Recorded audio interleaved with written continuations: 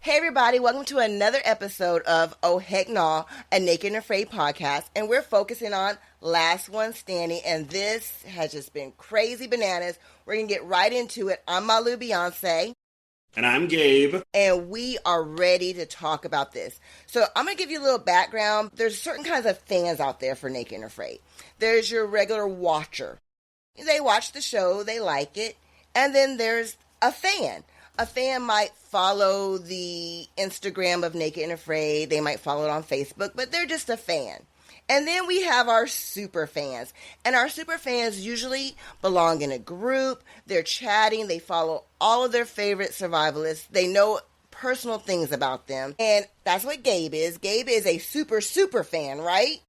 I like to think so, yes. And I was a fan, then I turned super fan, and then I became a survivalist. So if you're watching this, you're most likely a super fan.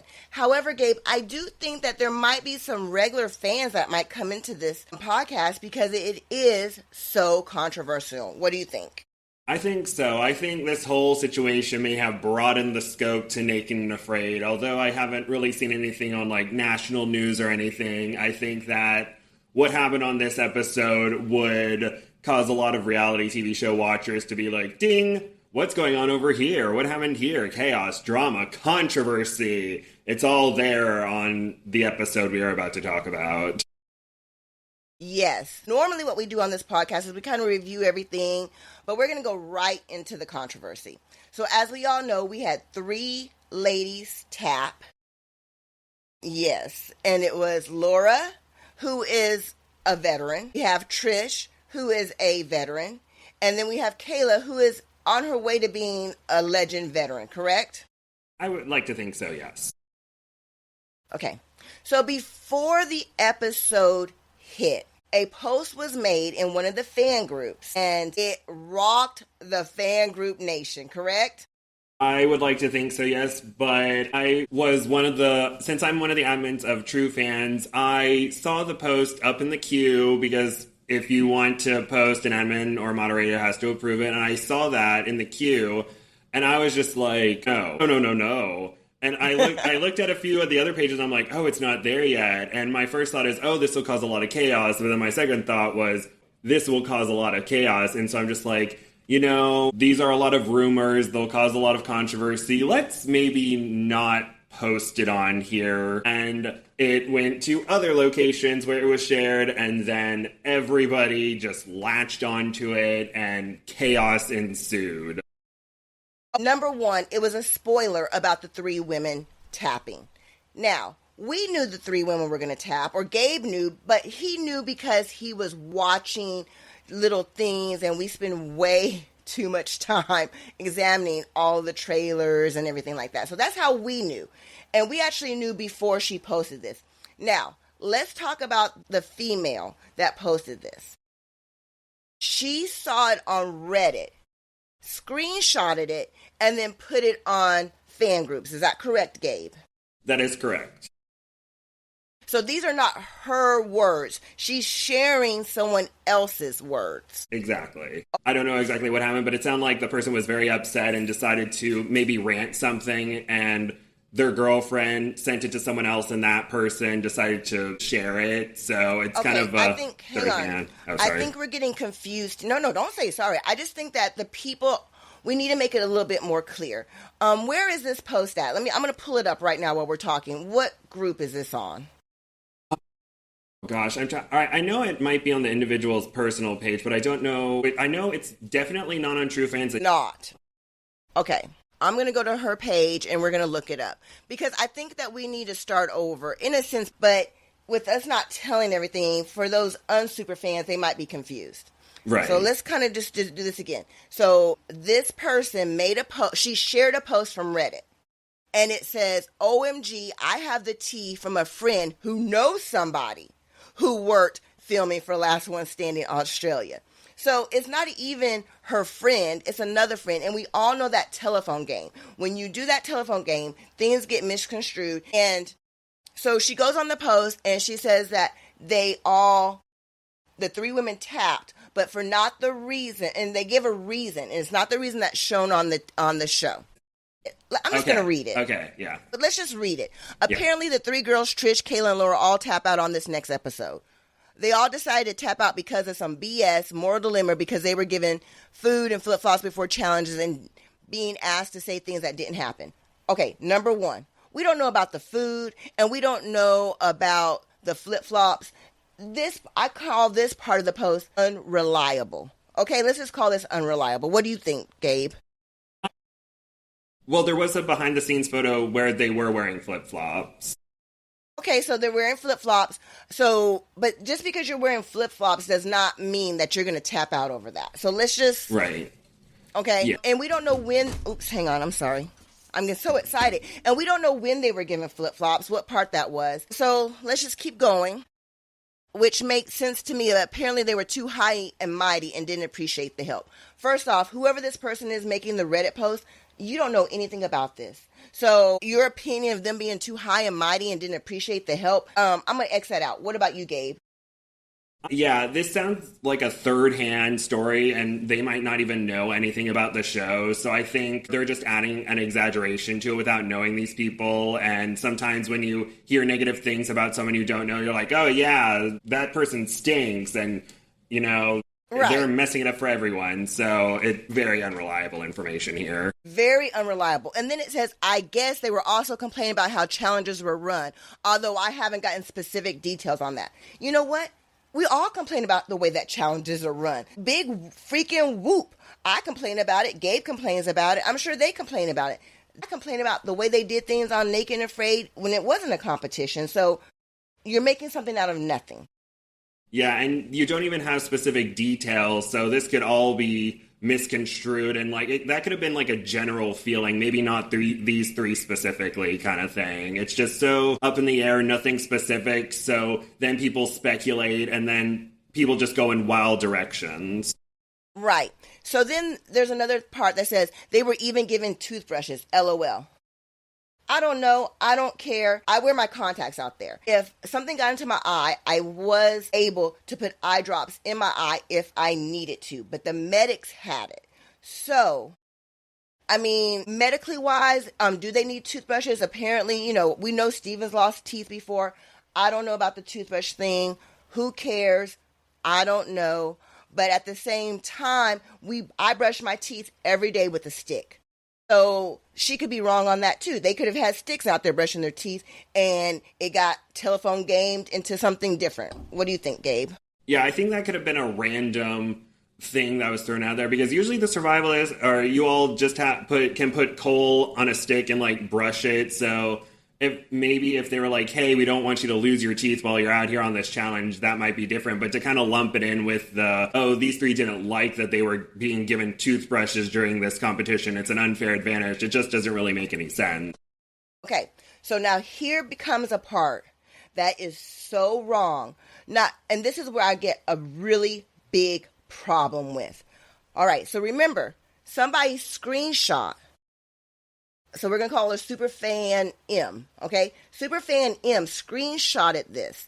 And then we have the Reddit poster. The Reddit poster put in there. There are also reports of... First off, as a participant on Naked and Afraid, how dare you put this out there? You don't know anything about that. And for you to say that is very wrong. Now, as me being on there, let me tell you, they take so many precautions. I don't know if this is true or not true. I don't know anything about this. But for you to put that out there and have people leaving it open when you don't have any facts, I think is wrong. Because people have said it's this cast member, or it was this person, it was that person. If you don't know anything, then don't put it out there. And Naked and Afraid takes so many precautions, not only to prevent any kind of misconduct, but they take every precaution to make every man and every woman feel comfortable out there. So I am so upset about this. Yeah, because with that kind of being in there, people are like, I can reason away some of these things, just start to speculate. And when they speculate, they point fingers. When they point fingers, someone innocent may be caught in the crossfire, and then people may try to go after them and try to cancel them for something that they didn't do. Or they're like, hey, I saw on Reddit where it's like, oh, when this person around, this person had weird body language around them, so maybe they were the one that did that. Like, I saw that on Reddit today. I'm not going to explain anything because I don't want people to like find the person who's being accused, but it's just stuff like this needs to be taken seriously when it happens. But this is all speculation and there's nothing concrete, so I've seen posts where a lot of the survivalists are having fingers pointed at them, and that could be very damaging to their reputations. And they're just sitting here like, what are you talking about? Now, with you saying that, Gabe, I'm going to bring it back to Superfan M. How dare you post something like this when there is unfounded, horrible allegations being made?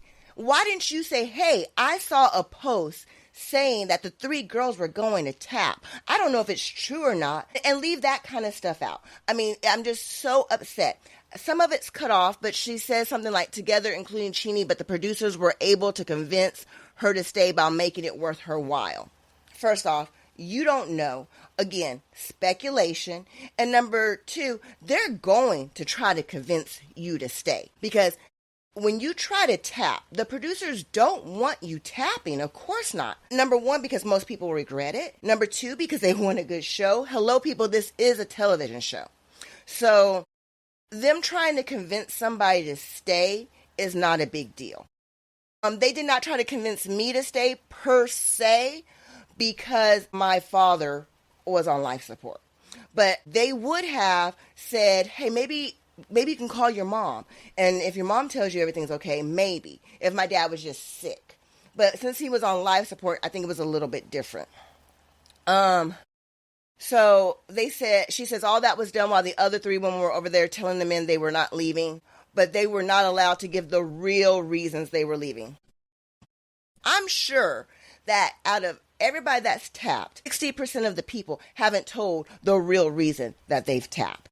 Yeah, a lot of people are like, can't wait for the NDAs to be up so we can hear like the real reason in which stuff is going to happen with all this. And I wonder if the person who originally told the story may have had something against Chini to try to get people to go against Chini because like, oh, she decided to stay despite everything that happened.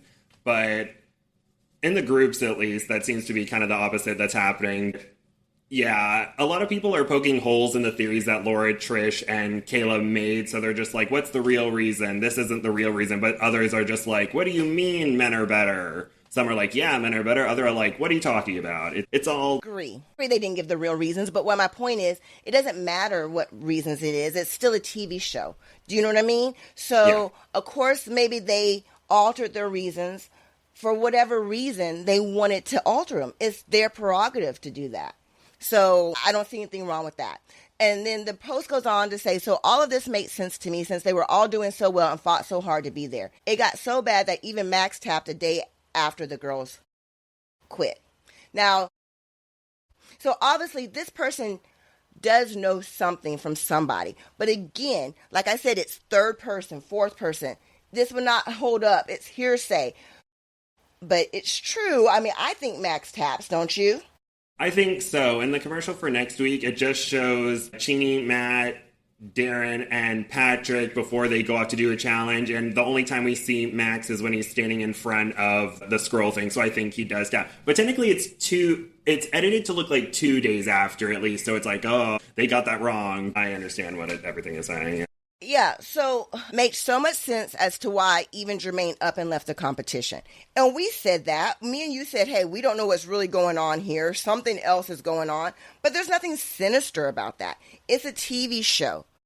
And this person, the way that they're typing this, you can tell they're typing it with not love in their heart. They're typing it trying to hurt the show. And that's why I have so much problems with this Reddit post. Exactly. I've been thinking a lot about what you said where it's about mindset, where some people, or it might have to do with the mindset where, at least we hear Laura talking about how, oh, I'm so used to like working together with other people and like I'm helping my competitor in this, but it's just a lot of people, I guess, didn't have that mindset and I guess other things happen behind the scenes, so it kind of messed around and that's why Patrick has been doing so well in this game because he has the mindset of this is a competition. He made a post about it, like his thoughts and feelings about it that I can read in a little bit. But it's just like, you got to have that mindset of this is about me. I'll take any advantage I get as long as I'm not breaking the rules and as long as things aren't rigged. So unfortunately, that may have something to do with it, but that's just purely speculation. And so this individual probably heard it third hand, and I think a lot of it may have to do with the fact that the original person who said it lost out on some work, and so of course you're going to be mad, like, hey, I had two more weeks. Hang on, the original poster didn't lose work. They weren't on this show. That post says a friend of a friend. Hang on, let me go back, because I want this to be very clear. A friend who knows somebody. So it's not her friend. It's a friend that knows someone. So this poster didn't lose money. I just want to make that very clear. This poster has no reason to be mad at the show. They didn't lose anything. A friend of a friend lost something. Big difference, don't you think, Gabe? Or... Yeah, I was just saying maybe some of the anger is just like you hear like from a friend of a friend, like some of this craziness is happening behind the scenes. So maybe maybe not knowing all the information, were just really angry when they posted it, and a lot of things were embellished because of it, kind of thing. Exactly. You can't trust everything that this person's saying. So then it says production crew wanted them to perform no matter what, and it didn't sit well with any of them. I guess the whole thing was a S show. My friend's man lost out on weeks of work since they had to shorten the challenge because they decided to take a crazy stand on this and make a statement. I guarantee that the next one standing will be, I can't say the word drastically different. So, hang on. When I went out the first time on my show, my number one thing was, I have to make this work because people are relying on me. The crew is relying on me. And when I said that to the crew, they were like, a lot of people don't think about it that way. If you do tap, and it can affect the crew. So I understand that. But again, this person posting is not the person, losing money. And them losing a couple of weeks on work, how are you going to say that there was SA and illegal events and then also complain about your friend losing a couple of weeks of money? Right? So which one is it? You care more about the comments that you're making, or do you care about your friend losing money? It makes no sense, Gabe. Do you see what I'm saying? Yeah, it just it doesn't. This doesn't equal this. There's a line through the equal mark. It's weird. This person doesn't really know what they're talking about, it seems. Exactly, and they just want to hurt the show. So now let's go back to the person who reshared this. Superfan M. Superfan M. I have seen you call people the B word. I have seen you get into arguments with people. I have seen a lot of nasty things, and you feel like vindicated that some of this stuff happened. Just because some of it happened doesn't mean everything in this thing is true. And no matter what, if you are a super fan of the show, you never want to hurt the show or its cast. Right, Gabe? What's your saying about how to treat the cast?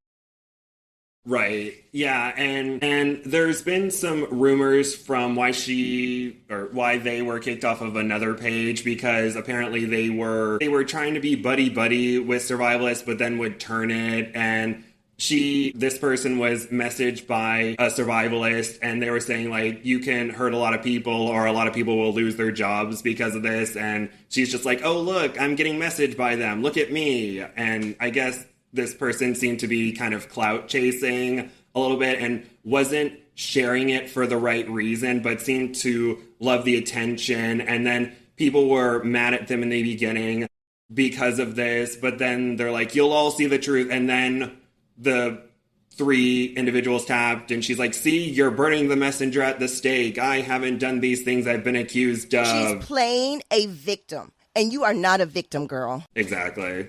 And she got into it with one of the other admins of True Fans, and so as of right now, she is not a member of True Fans at this moment, and probably will not be invited back anytime soon because of her behavior. I don't think she should be invited back because a super fan, and that's what these groups are for, would never really want to hurt the show. There are rumors going on saying, oh, there's a problem with Last One Standing. We might not have another episode. I even think Gabe might have those kind of fears because he loves the show so much. True or not true, you're a little worried. I am a little worried because trying to put like my production cap on, I would have to see the viewing numbers because, this scandal is going to destroy everything. But then you look at the numbers and there's a giant jump in viewership or the viewership doesn't change. And Discovery and the people in charge, they're going to be looking at the numbers because that's all they care about. Exactly. If they see a lot more people are watching the show, then, ad revenues, people are watching those ads, they'll get brand deals because more people are watching. So it's they're looking at they're economists and ecologists. The people in charge are economists. They look at the numbers. They're not really ecologists. They're not going to see like 100 people being like, I'm irate and like, oh, let's cancel the show. Exactly. You super fans out there, I love y'all. I'm a super fan. But let me tell you, Last One Standing is number 1 on Discovery right now. This last episode, I don't know what the viewership was, but I know it's high. I don't think anyone needs to worry about anything. I'm sure this is not the first time this has been said behind the doors. And people have sour grapes. Some people might complain because they didn't do good or whatever the case may be. What I'm saying is this is probably not the first time allegations have been made. It probably won't be the last time allegations are made. There's no gross negligence there. And I'm going to speak out for that. I've been on the show 2 times. Everybody on that show is so respectful. And I'm not saying that something didn't happen. I just don't want people to have the idea that, oh, they're out there naked and people are, gawking at them and all this inappropriate stuff is going on. No. Could something happen out there? Of course. But they take great strides and measures to make sure that everyone is comfortable. Yeah, and if something does happen, that needs to be looked into and taken seriously and not brushed under the rug. But I'm not saying something did happen, but I'm not saying something did happen, but if it did, then that needs to be attended to. And we all can't point fingers. And I believe that they 100% would attend to it. So, back to superfan supposedly M. I just think that you handled this the wrong way. I think you wanted to seem important by posting someone else's inside scoop. It wasn't even your inside scoop. You just reposted it. You were wrong for posting it without some kind of words or something saying, hey, maybe scratch out some of the things or say, this is what I heard on Reddit. But the way that you're saying it, like this is 100% truth, is wrong. Maybe the superfan M wants to be on the show and thought this might be the way to do it. I don't know. But so let's move on a little bit. I cannot believe that Trish, Laura, and Kayla tapped. Something must have been, and I've been saying it before any of this post, but something must have really been not right for them to tap. And I'm going to give my opinion, then I'm going to let Gabe give his. I don't know the reason, but I am going to say this. This is not a normal Naked and Afraid. I think there's going to be a lot more touch-ups to the show, a lot more directing to the show, a lot more procedure to the show. And I think that they are true survivalists, and this does not sit well with them. This is not what they do. And I believe that's probably the foundation of the reason why they did not feel comfortable and felt like they had to tap. The reasons that they gave, I think, were fodder. I don't think they were 100%. I think there might have been a little bit of this, but it was a big thing of this. And what do you think, Gabe? I am in agreement of that because a lot of people are kind of poking holes in the reasoning, but other people are like, oh, men are stronger. I remember there was someone who was saying like, oh, they should have a last women standing, and someone's like, oh, who's gonna like give them food and make them a bed or something? And I'm just like, who said that?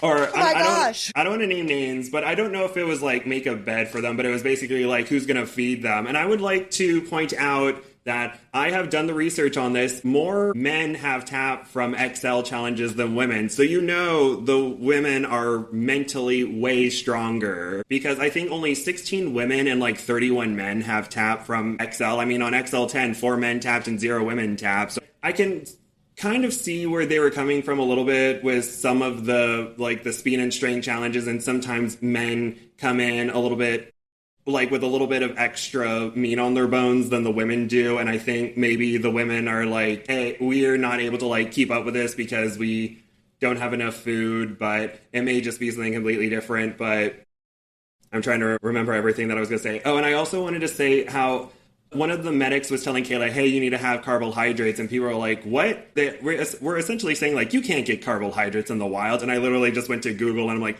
how many carbohydrates do currant berries have? And it's like, a serving has 17 grams. So it's like, he means, like, the medic meant, like, go get some berries and stuff and have carbohydrates and stuff. Right. Yeah, and as I said before that, you said it's all about the mindset. And I think the mindset kind of got to them. And I think Kayla kind of was... health-wise, she wasn't able to keep up, and she is very athletic. Her and Max won the Dome Shelter Building Challenge, but she wasn't able to, like, keep up with everyone else, and she was having low blood pressure with that, and so I can see how that was frustrating for her.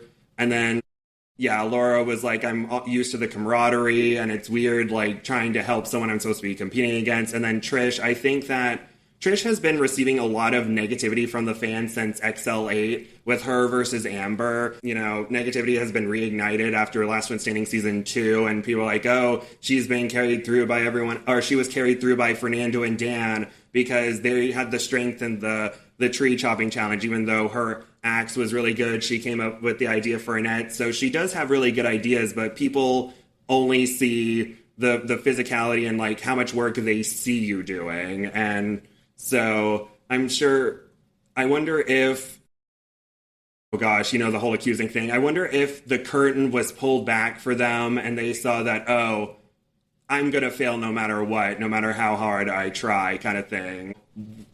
Who knows? I mean, only they know what really happened, and I'm going to let you go over what they said later on, but I will say this about it.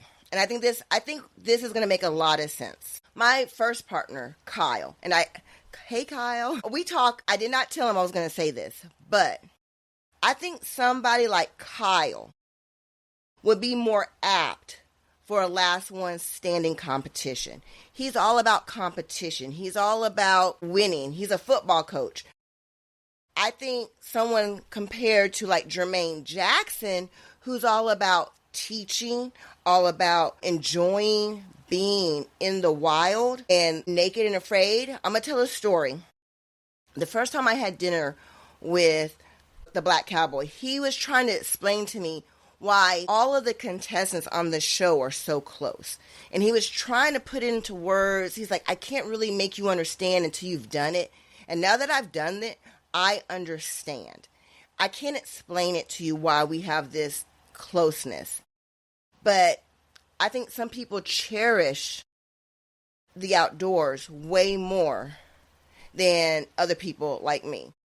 You know, so there's different types of people.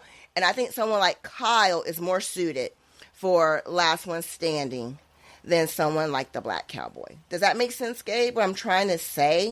Yeah, that's kind of similar to Wes leaving in season 1 of Last One Standing, because he's just like, you know, I like survival, but this whole competing thing isn't for me. And I think that's really unfortunate, because I think Naked and Afraid for Last One Standing, they want to cast people that people know. They want to cast the legends. But unfortunately, with a lot of the legends, it's more of, I just want to survive. I want to help teach. And it kind of, and even with Chini and Matt, who are on season 1, it kind of took them competing and unfortunately getting eliminated to kind of be in that mindset kind of thing. So for some people it takes time, but unfortunately if you have half the cast that are like, I don't know if I want to be here anymore because I don't want to compete, it's almost like you kind of need like 14 Patricks in there. Maybe not exactly like Patrick, but you need that mindset of like, I need to take every advantage I need to win. Don't you ever say we need 14 Patricks again in your life. Okay, ever. 7 Patricks and 7 Jamies. We need fun accents and we need the drama. But you know what I mean? We need,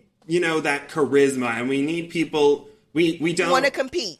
Exactly, because as I talked about with the last episode with the with the med taps and self taps, I don't know if Last One Standing wants to do this, but I want to see, you know, 13 people being eliminated based off of challenges rather than self-tapping, because even Patrick himself said, like, I am one step closer, but I'm not competing against anyone. They're fighting, or they lost their fight with Australia. Australia was the one who... But that's not a competition, Gabe. I mean, that's not a competition. I mean, like, self-taps and med-taps, that's part of the competition. And I think that another thing, like fans, like regular fans and regular watchers, and even some super fans, I don't think you realize how much production goes into Naked and Afraid, and how much more production is going to have to go into Last One Standing. I'm going to give you a small backdrop of what it's like without getting in trouble with my NDA. Number one, you have to just think about it. You have your camera crew. How many cameras do you think are out there? There's more than one. And then for Last One Standing, there's probably, 6 times as many because of all the teams. So you have your crew. Now, when you have your camera crew and your sound crew and then your producers and then your assistants, I want you, and Gabe's been on many TV shows. He knows about all these people. They aren't a union. They have to have their breaks. They have to have a complete schedule.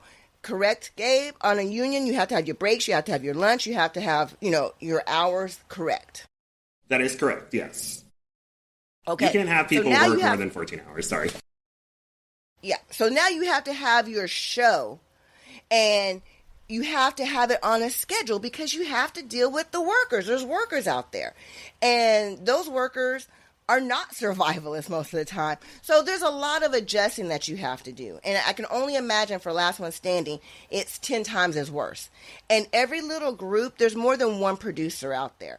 I don't know exactly how many. I'm going to say there's at least 4 producers, if not. And then David was out there a lot. So maybe 5 producers out there. That's a lot of people, right, Gabe? Exactly. And I think I mentioned this before, but I was surprised that they filmed in Australia because logistically it's very difficult to kind of go to Australia because they require half of the crew to be from Australia. So I'm sure it's a lot of people who know each other being with a lot of people who don't know each other, and it's just having to get to know everybody, getting all the hours down, having the people who aren't from Australia get acclimated to everything. And so I'm sure that played a lot into it as well with a lot of the production. And I think, yes, and the production is huge. And we didn't even talk about the medics. So now we have all the medics, and you have to have, your backup crew, and you have to have your days off. So let's just say you have a crew of 5, and each one of them still has to have their day off. So somebody else has to come in. So just think about all of these people that are out there. It is a production. And Last One Standing, I'm sure, is way more produced than a regular Naked and Afraid. And I don't know if the survivalists are going to be, it's new to them. Yeah, I'm sure being thrown into it, you think, I'm just going to do this competition. I don't get last. I'll continue. I'll hang out with my campmates. But then all the emotions start to come in like, oh my gosh, what I did here caused this person to go home. This person's my friend. They lost out on $100,000 because of me. And, I want to help this person. But if I help this person, that could give them an edge and they can end up beating me. And it's probably a lot of I have the factors. solution. I have the solution for the problem, Gabe. Are you ready for the solution? I'm ready. I'm set. All right. The solution to all of these problems that you're having is increase the prize money to $1 million. $100,000 is not enough to go out there and beat yourself up the way that you normally do for a Naked and Afraid and compete and change everything and be heavily produced. Increase the kitty. Increase the kitty. We want the kitty. I mean, RuPaul's Drag Race, it took them I want to say 14 seasons. It started out with 25,000, then 50,000, then 75,000 for the first 3 seasons. Season 4 to 14 was $100,000, and now it's $200,000. But also the contestants have the ability to win $5,000, $2,500, $10,000 with these challenges, which is why I'm make it $200,000 and then have reward challenges with monetary value. I feel like that that could help with the competitive spirit because it's just we just solved it. Yes. Gabe, you're a genius. and I'm a genius, and together we solve the problem. They should have individual money challenges on each one as well. Let's go ahead, because we're talking a lot about this. Let's move on to, do you think the challenges are able to win by a woman? I'm going to talk about this last one with the bow and the rabbit. Do I think a woman could beat a man doing that? 100%. I think that challenge was equally yoked. All of them, are they equally yoked? I don't know. But I think that's something that can be finessed. I don't think it's that big of a deal. Exactly, because, looking back with the tree chopping challenge, Max, Laura, and Kayla were able to get second place against Jermaine, Sheenie, and Patrick. Oh, but then in the Arapuca bird trap challenge from season 2, the team with 2 women and a man ended up getting last place. But then in that elimination challenge, Gary was leagues ahead of Danny and Lindsay in the water boiling challenge. And then up in the 3-stick snare trap challenge, the team with 2 women and a man failed. And then Trish was able to get her water boiling first, and then Jamie soon after. And with the 3-stick snare trap, it seemed only Jermaine, Matt. That was a hard one. Yeah, and it seemed like Darren knew what he was doing. Jermaine kind of knew what he was doing. Jamie was like, I'm kind of iffy on it, but that's not muscles, but that's just knowledge. That has nothing to do with muscles. Yeah. So rest easy, super fans. I don't think Last One Standing is going anywhere. Take a deep breath. Get over this drama. Let's move on. And it is what it is. Do not let this Reddit poster and this superfan M mess everything up. I think that they're messing it up just for the superfans. I don't think there's a lot of regular watchers who even have a clue about what's going on, just to be honest. They don't care. I mean, I know a lot of regular watchers, and that's why I became a superfan, because nobody wanted to talk to me about this. And they just watch and they're like, oh, the girl's tapped. Good for them. Some of them, oh, how horrible. It is what it is. It's not ruining the show. I have a really good post, Gabe. Are you ready? I'm ready. This comes from Heather McKenzie Mahan, and she said that she's a super fan of the show, but she doesn't really make a lot of comments or posts or anything like that. But she does watch the show. And I'm going to read to you what she wrote. She wrote a very long post. She wrote, question for participants. Are there any challenges you think would be interesting to see in any future LOS seasons? If there are any, LOS. I mean, see how you got people worried? I mean, people are already saying there's not going to be any more Last One Standings. I don't think that's true. And then she lists a whole bunch of different survivalists. What kind of challenge do you think would be interesting, Gabe? Even though she didn't ask us, we're going to answer. Oh gosh. Well, being a not survivalist myself, maybe they can do bushcrafting. I'm trying to specifically think maybe more trap challenges. That seems to be kind of a go-to for the different challenges. Maybe some more primitive fire making. I just want to see people compete against each other. Maybe if it's not strength-based, but, I just more trap stuff and something to do with knots and different shelter making. Knots. I think knots would be a good one. Maybe making cordage. Making 15 feet of cordage. And then the 15 feet of cordage has to be able to hold 10 pounds. Things like that. So yes, that's my answer. And then she has a question for the producers. Are the challenges planned out before the competition starts? Or does the surrounding environment and participant status make it so that the planned challenges need to be fluid? I'm going to answer this one, and I'm going to say that they plan out a whole bunch of stuff. Storyboards, they have a whole bunch of plans. And then they have a backup plan. And then they also have to be fluid because it can rain. There's so many different things that can happen on the elements. They have to be ready for a backup. What do you think, Gabe?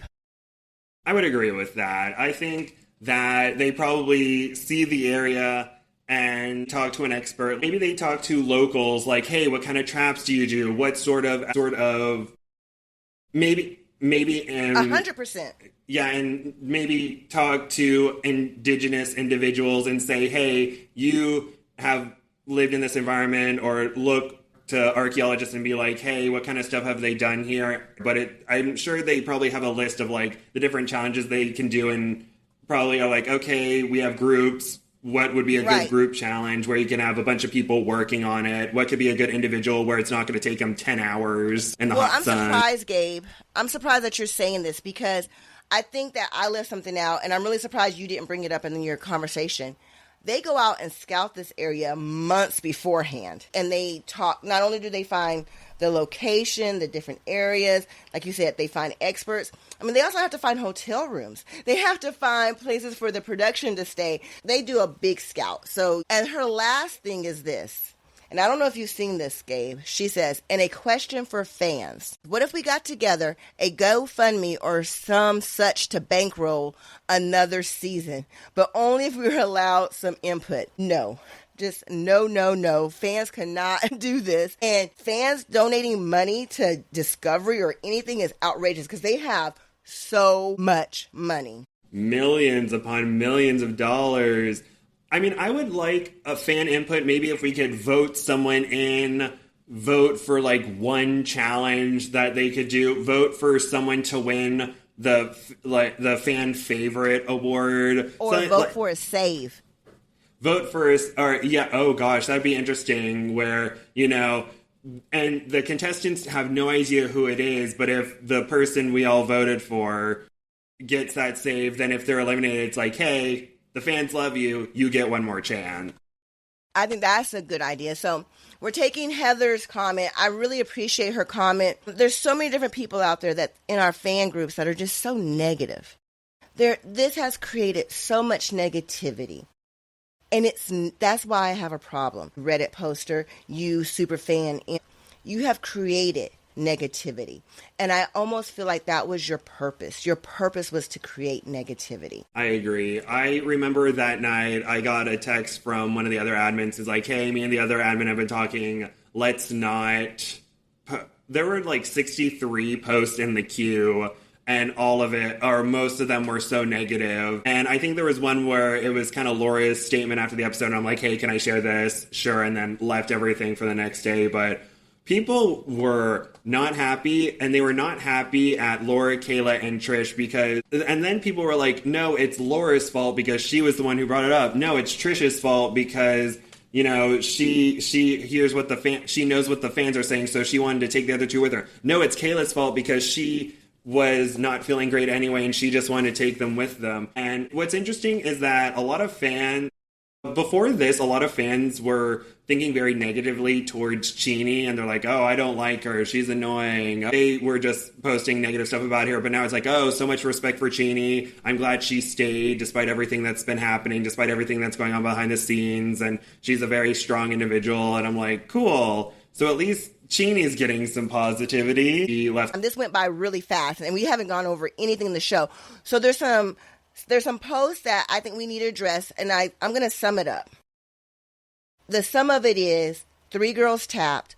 Whatever reasons they tapped, it's their reasons. Don't try to hurt the show. And all we can know for 100% sure is what they put out there. They put out there their so-called reasons, and that's what they wanted to portray. So, or they had to portray that. And that's what you do when you agree to go on a TV show.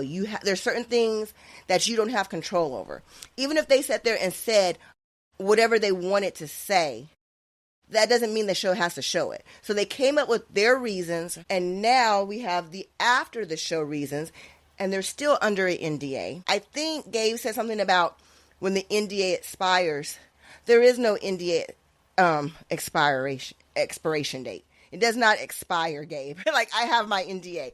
It does not expire. I think there's a certain thing where you can go on a podcast or you can talk about the show, which Trish has already been on someone else's show. But the NDA says that after a certain amount of time is when you're allowed to go do other things. But the secrets of the show are never to be released. I love America's Next Top Model, but it is extremely problematic. But I still love it so much, but it is extremely problematic. And I agree. And I wanted to bring this up a little bit because there were 2 instances on America's, because it might relate, but basically 2 different contestants on 2 different seasons kind of found some behind-the-scenes information where it was basically all the contestants' archetypes and all that. And I think that one of them, it was supposed to be like the snobby Ivy League school contestant. The other one was or the individual who found it is Indian. And so they were like, I guess I can't remember exactly what her archetype was, but she looked at that and was like, it's boiling down to that now, is it? And so I wonder if maybe the survivalists kind of got a whiff that, like, oh, and then others talk about how they knew that they weren't going to win. They saw kind of how production was, and maybe some of the survivalists were like, oh, no matter how hard I try, I will never win this kind of thing. Well, you bring up a very good point. And I'm going to say this. Of course, they have a little bit of an arc for all of us. Of course. And we should realize that. Yeah, you have a type. They're going to highlight that type, and you should know that. Now, with that being said, we got to get to this. We got to get to your stuff, Gabe. But I will say this, and I've been meaning to say this, and this is proof, in my opinion. Proof that Patrick is playing a part is because sometimes he has it on where he's like, blah, blah, blah, blah, blah. You know, he's doing his, Legend Slayer stuff. But then at other times, they're all sitting there as a group, friends and fun. So it's not all the time he has it on. And I believe I saw Andrew Shade stick up for Patrick. I'm sticking up for all of them. I'm sticking up for every single person who's ever been on this show so far. We know that you're not like that all the time, right, Gabe? Like, we need to stick up for these people. Stand behind all of them, even when Patrick's being annoying, because he can be annoying, and he knows it. Yeah, but I learned that Patrick really likes anime, so he's a little bit higher in my books now. But yeah, and a lot of the times people are like, oh my gosh, why are the survivalists bringing up this over and over and over again? But just remember, when they're doing their talking heads, producers are asking them questions. And so if they find a topic they could potentially have in a storyline, they're going to keep asking about it. For example, Miranda from the Poison Control episode, people are like, oh my gosh, she's talking so much about being a mentee to Stephen Lee Hall Jr., blah, blah, blah. But the producers are like, oh, Stephen Lee Hall Jr., a legend of Naked and Afraid. Let's ask her about it multiple times. I'm sure she wasn't like, hey, I know I just got here, but let me talk about Stephen Lee Hall Jr. The producers are like, tell us about Stephen Lee Hall Jr. So, again, this is what we're seeing, the edit, and then TV in reality. magic. Editing exactly. magic. And then, but something else is obviously going on. I just think that they're not having as much fun as they want to, and they're not showing it. That's basically what I think. They're not having as much fun as they thought they were. It's not what they expected, and they're editing it up to try to not show so much of that. And I think that's why people are, when you're not happy, what happens? You're ready to leave faster. So I think people are leaving a lot faster because they're not happy. Let's go to your explanations, Gabe. I'm going to put a screenshot up of what you're talking about. So let's get to it. Okay, who should I start with first? Whoever you want. Oh gosh, Laura, because the legendary Laura. Okay, so this is the post that Laura made on her personal page about the whole situation. She posted this after the episode. I'm sure she probably had time to write it and just wasn't able to post it until now. But she said, for the record, I'm sure she had it ready to go. Exactly. I feel like a lot of reality stars have things ready, so once the episode airs, they're like, boom, here's my statement. And so Laura said, living survival day in and day out in nearly every environment in the world. Being female and being a survivalist has had no effect whatsoever on my ability to thrive in any of my vast real-world survival experiences. If anything, my small size and therefore smaller caloric need is something I view as a superpower. I had many reservations about participating in LOS, and as it turned out, my gut feeling was right. After my return to Naked and Afraid after 5 years, I had such an amazing experience in Mexico that when the opportunity came up suddenly to head to Australia, a place I called home for 2 years, I decided to go against my gut and hopped on a plane the next day. I don't expect many to understand, but let me just say, sometimes it's the things you choose not to participate in that define you more than those things that you do. Staying would have been easier in so many ways, but I had to stay true to myself and my own beliefs, and I'm more proud of myself of doing the hard thing and leaving this challenge than I ever have been finishing one. Trish and Kayla, your strength of character is impeccable, and you both have my utmost respect now and always. You'll never see me come back on LOS, and I'm more committed than ever to fill my days with those experiences that are drenched in raw, real wilderness and my own personal truth, and that viscerally and authentically feed every part of my soul. Nothing but love for my fellow castmates. So I think right there, she says nothing but love for her fellow castmates. And this is out of the horse's mouth. She's never doing LOS again. And I just don't think she enjoyed it. I think it was more of a production. That's what I got out of that. Yeah, and unfortunately, I saw this comment that said, or someone was saying, please come back to Naked and Afraid XL. We missed you and your talents. And Laura said, I wish I could say I would. Unfortunately, I believe I am done with this franchise. And I love the word, I saw that post too, when she said franchise. That speaks volumes. She's done with the franchise. This is a business, people. So let's remember, this is a business. The producers have a job to do. They have a job to make it controversial, and this has really been controversial. So the next statement that you want to read. The next statement from Kayla Hobart, I believe is how you pronounce her last name. I do not know. If she wants to correct me, that's fine. Oh, also, Mauser. Sam Mauser. That's how you pronounce his last name. Yep. Yeah, to make, because staying would have been easier in a lot of ways.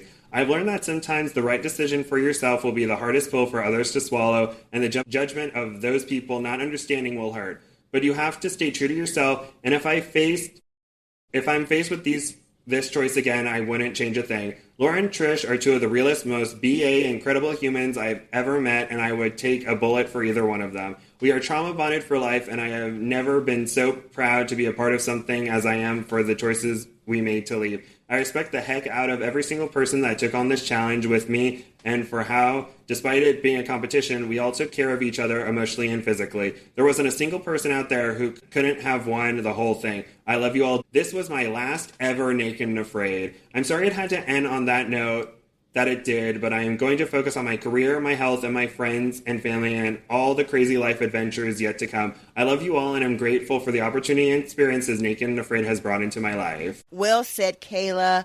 We hate to see you go, but if you're not enjoying it, you're not enjoying it. If it's not for you, it's not for you. And c'est la vie. That's the way it goes sometimes. And again, I think it would be a lot different if it was for $1 million. But anyway, next. Who do we have next? Do we have a statement from Trish?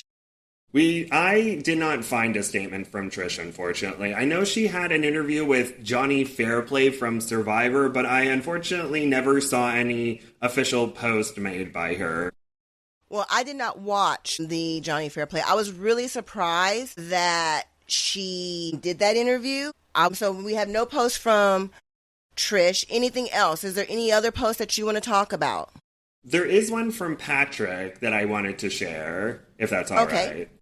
So Patrick, and he also added the meme of Forrest Gump kind of when he was sitting on the park bench and looking like that in the meme form later. But there's only two things I have to say about last night's episode right now. Looks like practicing with the bow really paid off. Sunglasses emoji. Australia and competitions take their toll on people. Survival is 90% mental, but competition isn't survival. Having a blend of both together is an entirely different environment and mental and physical challenge. A lot of my haters get upset about the fact that I use all the rules to my advantage because they say it's not part of normal Naked and Afraid survival. They forget that this is also a competitive game. There are challenges, people lose, they struggle, they get hurt. It's everyone for themselves out there, with some alliances like with Chini and I. But the fact is there can only be one last one standing. Well, I love how he made it all about him. So, I mean, yeah, are we Patrick, surprised? we know how you feel already. Surprise, surprise, surprise. Yeah.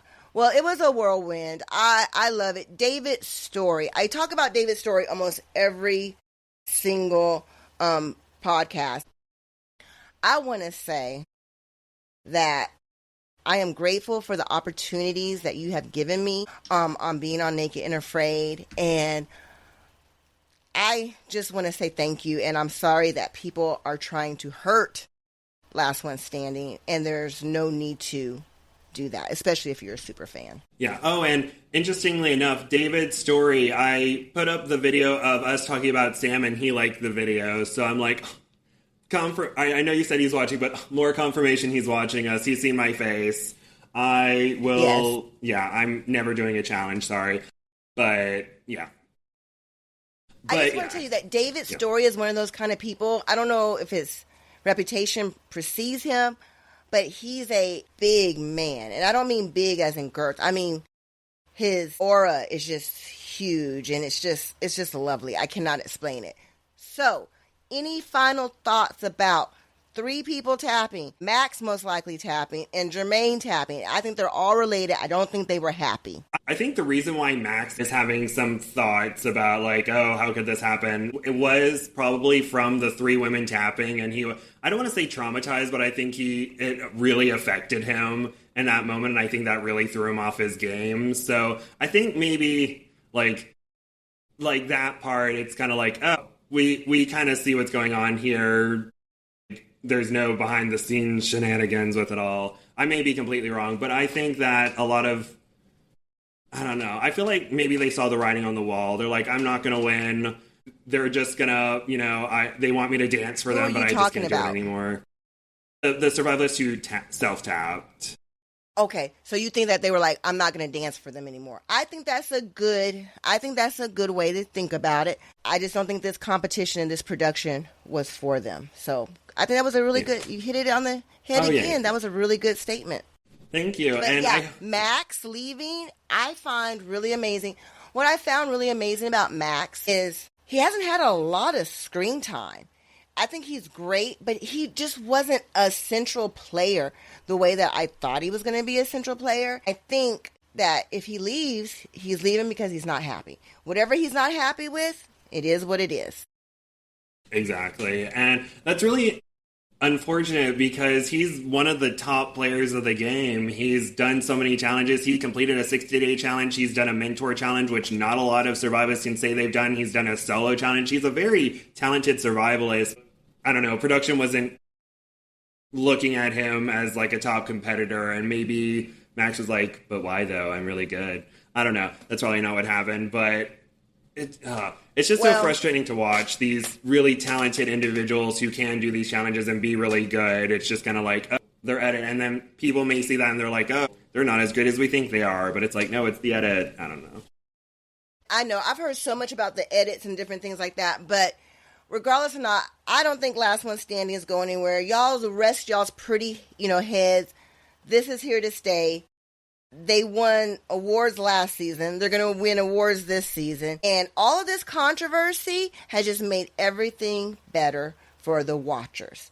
Maybe not for the super fans, but for the watchers, this has made it better. And with that being said, what's going to happen next week, Gabe? Next week, we have Bringing the Heat and the Meat. In a grueling rocket stove challenge, a worst to first comeback by a dark horse secures a critical asset. A survivalist gets a big game kill and plots to shift the balance of power. A top contender's shocking exit rocks the competition. Ooh, okay, so who is the person that's coming back? Patrick? I'm thinking maybe Chini, just because in the trailer there's a point where she's running and she's like, I'm the queen of the jungle, and she's like cheering next to what looks to be like a shovel or something. So I think maybe Chini could make a comeback to the challenge, or Patrick, but definitely not Darren or Matt, just because everyone's saying that they're really good and they have adaptability and all that good stuff. But yeah, I think maybe Chini will be the dark horse.